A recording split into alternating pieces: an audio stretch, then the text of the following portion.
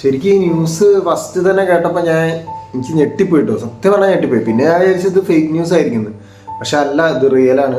പല ന്യൂസ് റിപ്പോർട്ടിലും ഇത് പറഞ്ഞ് ഡിയാഗോ ജോട്ട മരണപ്പെട്ടു എന്ന്.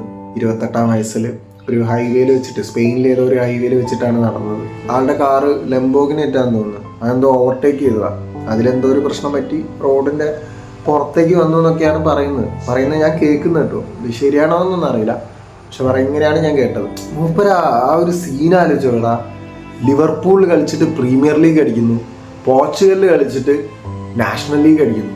പിന്നെ കേൾക്കുന്ന വാർത്ത ഇതാണ്. ആ ഒരു ഭയങ്കര സീന്, നമുക്ക് സഹിക്കാൻ പറ്റില്ല. അത് 28 വയസ്സേ ഉള്ളൂ. ഇനി ആൾക്ക് കരിയർ ബിൽഡ് ചെയ്യാൻ ഇനിയും കാര്യങ്ങളുണ്ട്.